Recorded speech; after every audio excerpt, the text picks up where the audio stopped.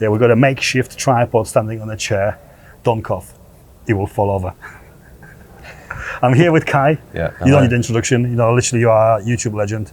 Oh, thank you. I've been watching your stuff way back. I bought lenses because of you. Thank you. I'm sorry.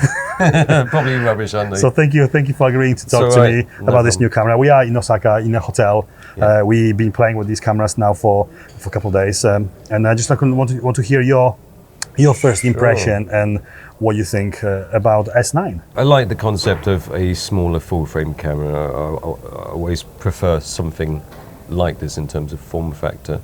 But of course, there's some compromises that have been made. It's just whether they're all right.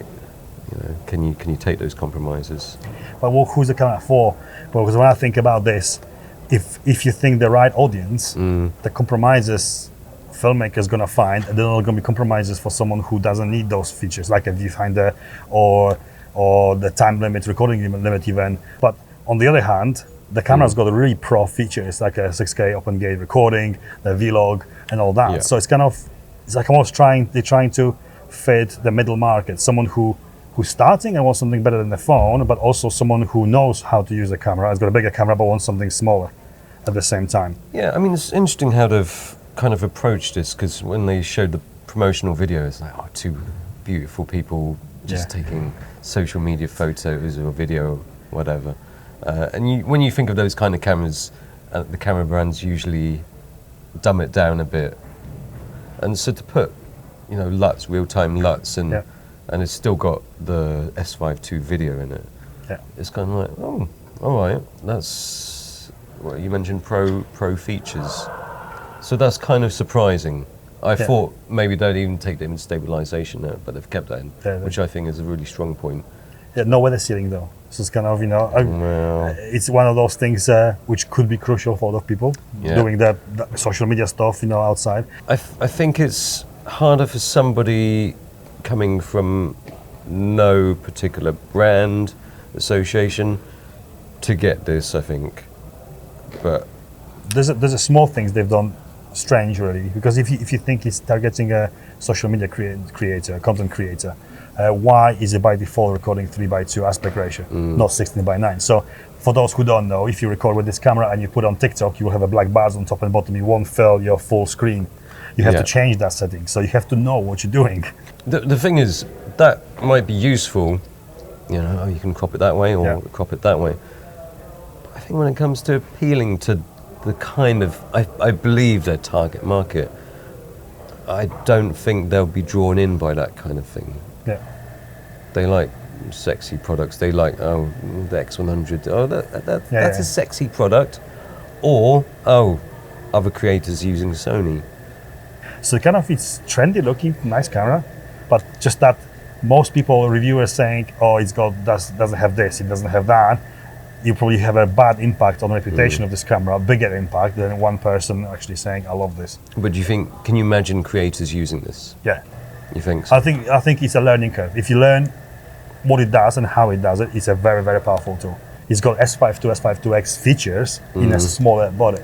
It is very, very, very capable camera, but you have to learn how it works. It doesn't do it out of the box. You have to understand the formats, the form factor and how it works. If you're gonna start finding problems with it, it's not the camera for you. Yeah, I just can't imagine creators or potential creators looking at this compared to either a Sony or if it's Photos an X100. Do you think the Sony is way better than this? No, not necessarily. It's just, okay, my favorite creator uses that. Yeah, that's what I'm saying. So it's this is probably, maybe they feel like the brand is a bit more nerdy, I think. Yeah. It's less known, and probably will ask people who chat about it. Because when you talk about open gate, they probably start falling asleep. Oh, you know, real-time LUTs. Yeah.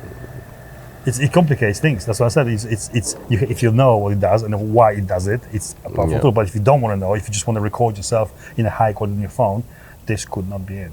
I mean, I like it. I think it's a great camera. Obviously, it's an S5 II in a smaller body. It's essentially that's what it is, and I think it's great because you know, if I'm going on my travels, I think this would be a great camera to take. Yeah, me too. For that reason, I love it.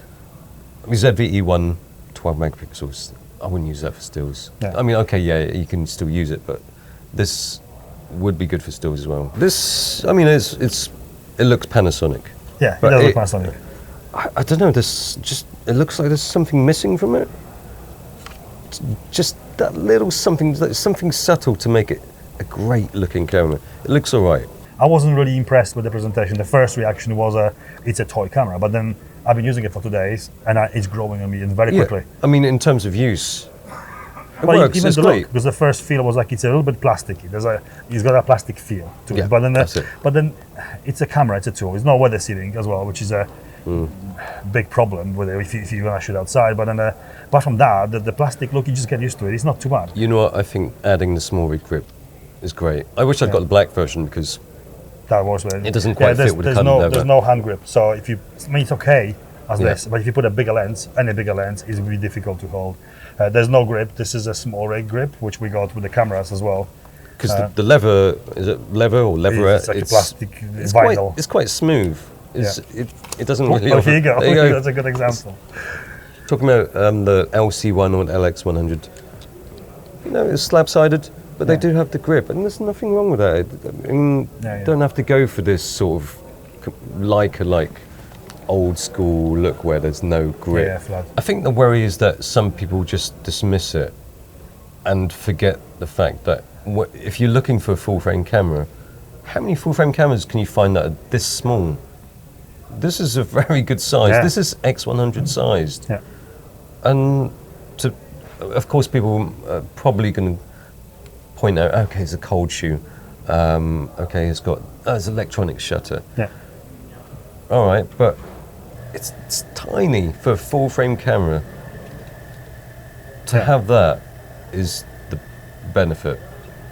There are compromises, but you just have to accept that. There's no way, I think, to have designed it otherwise. As reviewers, sometimes we have to tread a fine line because we have these opinions, and reviewers will have opinions and say, okay, it's got no hot shoe. But you have to kind of keep it balanced because you can just completely sway the opinions of somebody who might actually might be right for them. Yeah, exactly. You just have to look at it and think, okay, can you deal with no hot shoe? I mean, even now I'm still forming my opinions about it. So hopefully, I mean, I don't know. I'm trying not to just completely make sweeping statements about this. I think you're going to make a sweeping statement on your own video, which you should watch after this. even as you say, like when you first saw it, yeah, it's different to what you think now. And when I first saw that cold shoe, I thought, But do you use flash? Would that be hindering you in any way? There's no electronic connectors in. I don't use flash, but I think it's just seeing that sight Yeah. of that cold shoe, and it looks, you know, it's like a Lomo camera. Yeah. It's like a toy camera. It's like, what's with that? But I mean, okay, some cameras don't even have a shoe. Yeah. So that's basically to connect microphone. Yeah. That's all. There's almost a small light as well. So it is there if you need to connect some accessory onto the camera. I think it's okay.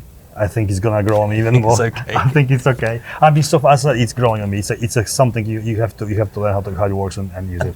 That's it. Like it is growing on me, but I'm worried that, okay, is it going to grow on me enough by the time this video is released? Yeah. And after the video is released and it keeps growing, it's too late. Yeah. for the world to know. Well, that's it. Everybody watches the videos when the embargo gets lifted. Yeah.